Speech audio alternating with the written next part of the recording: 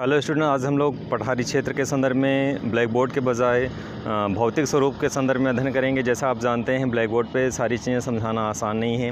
वो लगातार जो लाइव कवरेज कर रहे हैं, एक ही उद्देश्य है। उसके पीछे का जो उद्देश्य है कि आपका जो पूरा फीचर है इंडिया का, जो भौगोलिक स्वरूप है, जैसे पठारी क्षेत्र क्या है, पठार किसे कहते हैं, पठार का स्वरूप कैसे होता है, पठार और पहाड़ में अंतर क्या होता है, भारत में किन किन हिस्सों में पठार है, वैश्विक लेवल पे पठार के कितने प्रतिशत हिस्से पाए जाते हैं, पठार की क्या उपयोगिता होती है। तो सारी चीज़ें ब्लैक बोर्ड पे, तथ्यात्मक चीज़ें तो आप समझ सकते हैं, दोनों चीज़ें आपको देंगे। लेकिन दोनों का भौगोलिक स्वरूप डायरेक्टली अगर जो चीज़ आप देखेंगे, कंपेयर करेंगे, तो आप बेहतर समझ पाएंगे। तो आज का जो जितना भी हम लाइव कवरेज कर रहे हैं, उसके पीछे का एक ही उद्देश्य है, अपने संसाधनों के संदर्भ में, अपने जो इंडिया का जो फीचर है, भौगोलिक स्वरूप है, उसको जब डायरेक्टली आप देखेंगे तो बेहतर समझ में आएगा। तो आज का टॉपिक है पठार है। पठार क्या होता है, स्टेप बाय स्टेप आपको पूरा वैश्विक लेवल तक ले जाएंगे। लेकिन पहले आप इंडिया के फीचर को समझें, स्टार्टिंग चीज़ें समझेंगे। तो पहले आप डिफिनेशन समझें, उसके बाद विस्तार से आपको लेके चलते हैं। जैसा आप जानते हैं, पठार का तात्पर्य, जैसे पूछा जाता है पठार क्या है, तो पठार मीन्स मैदानी क्षेत्र से उठा हुआ, पहाड़ी क्षेत्र से नीचे समतल व सपाट क्षेत्र को पठार बोलते हैं। तो डिफिनेशन एकदम क्लियर है कि मैदानी क्षेत्र से उठा हुआ और पहाड़ी क्षेत्र से निचला समतल व सपाट क्षेत्र को क्या बोलते हैं, पठार बोलते हैं। तो क्रम बाय क्रम, स्टेप बाय स्टेप समझेंगे। हमारे पीछे दिख रहा है, ये मैदानी क्षेत्र है, उत्तर प्रदेश का रीवा डिस्ट्रिक्ट स्टार्ट होने के पहले कुछ हिस्सा उत्तर प्रदेश में पड़ता है। ये पूरा मैदानी क्षेत्र है उत्तर प्रदेश का। और मैदानी क्षेत्र समतल व सपाट क्षेत्र होता है, जैसा आप जानते हैं, पूरा मैदानी क्षेत्र है जो हरिद्वार के निचले हिस्से से लेकर के फिर उत्तर प्रदेश, बिहार, पश्चिम बंगाल तक पूरा विस्तृत क्षेत्र है। पूरा दिल्ली हो गया, राजस्थान का कुछ हिस्सा हो गया, पूरा उत्तर प्रदेश हो गया। तो इस तरह से हरिद्वार के निचले हिस्से से लेकर के यहाँ से शुरू होकर दिल्ली, उत्तर प्रदेश, बिहार, पश्चिम बंगाल, ये पूरा क्षेत्र मैदानी क्षेत्र में आता है। पठार का जो पठारी क्षेत्र जिसे बोलते हैं, या फिर प्रायद्वीपीय क्षेत्र जिसे बोलते हैं, तो वो उत्तर प्रदेश के मध्य प्रदेश का हिस्सा जो इधर से स्टार्ट होता है, और इधर का ऊपर का हिस्सा पूरा पठारी क्षेत्र है। तिकोना हिस्सा जो मानचित्र में आपको दिखाई देता है, इसे पठारी क्षेत्र कहते हैं। तो हम लोग क्रमबद्ध तरीके से समझेंगे क्या क्या चीज़ें इसमें हैं।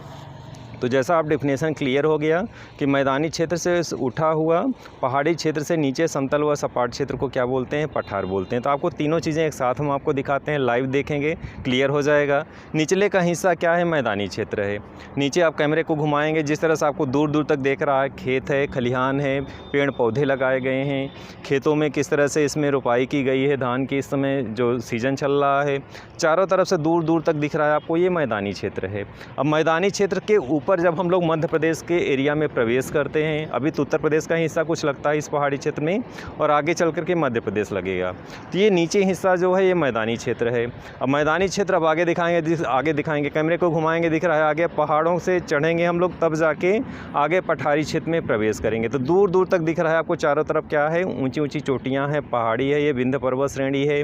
तो मैदानी क्षेत्र से उठा हुआ, तो उठा हुआ का मतलब जहाँ पे हम लोग खड़े हैं, पहाड़ी क्षेत्र का जैसे जैसे हिस्सा आगे हम लोग बढ़ेंगे, पहाड़ को क्रॉस करेंगे, तो ये पहाड़ी क्षेत्र पूरा ऊंचाई पे है। और इसको आगे जब जाएंगे तो समतल व सपाट क्षेत्र पूरा मिलेगा, क्योंकि पहाड़ी क्षेत्र जो होता है उसमें शीर्ष होता है, नोकीला होता है, और पठारी क्षेत्र जो होता है मैदानी क्षेत्र से ऊंचा तो होता है, लेकिन समतल व सपाट क्षेत्र होता है, पहाड़ों की तरह नोकीला नहीं होता। तो जैसा आप कंपेयर में आप तुलना करेंगे कि पर्वतों में और पठारी क्षेत्र में अंतर क्या होता है, तो पठारी क्षेत्र का जो पर्वत जो होता है वो शीर्ष उसका होता है, नोकीला होता है, और पठार का जो हिस्सा होता है वो मैदानी क्षेत्र से उच्च होता है, उठा हुआ होता है, और समतल व सपाट क्षेत्र होता है। तो कंपेयर आप तीनों चीज़ें यहाँ पे सामने ही आपको दिखा रहे हैं कि नीचे मैदानी क्षेत्र है, उससे ऊपर हम लोग आए हैं पहाड़ी क्षेत्र पे। अब आगे जब बढ़ेंगे तो जो समतल व सपाट क्षेत्र मिलेगा वो क्या कहलाएगा, पठार कहलाएगा। तो डियर स्टूडेंट, आपको जो है लाइव दिखाने के पीछे एक ही उद्देश्य है, अपना जो ज्योग्राफी का जो चीज़ें हैं उसको बेहतर आप कैसे समझेंगे, वाटरफॉल क्या है, रिवर सिस्टम क्या है, पठार क्या है, झरने क्या है, एक एक चीज़ों को जो लाइव कर रहे हैं, हालांकि काफ़ी महंगा और खर्चीला पड़ रहा है, उसके पीछे का एक ही उद्देश्य है, आपको बेहतर जानकारी प्रदान कर सकें। तो आपको इसको बहुत सारी चीज़ें समझाएंगे, भारत में कौन कौन से क्षेत्र पठार लगते हैं, कौन सा पठार पुराना है, उन सभी बिंदुओं पे हम विस्तार से अध्ययन करेंगे। तो जैसा आप देख रहे हैं, नीचे मैदानी क्षेत्र है, अब हम लोग पहाड़ी क्षेत्र पे प्रवेश करके ऊंचाई पे आगे बढ़ेंगे। फिर आगे जब बढ़ेंगे तो समतल व सपाट जो क्षेत्र मिलेगा, वहीं से पठारी क्षेत्र क्या होता है, शुरू होता है। तो चलिए आगे का विजुअल चीज़ें दिखाते हैं आपको।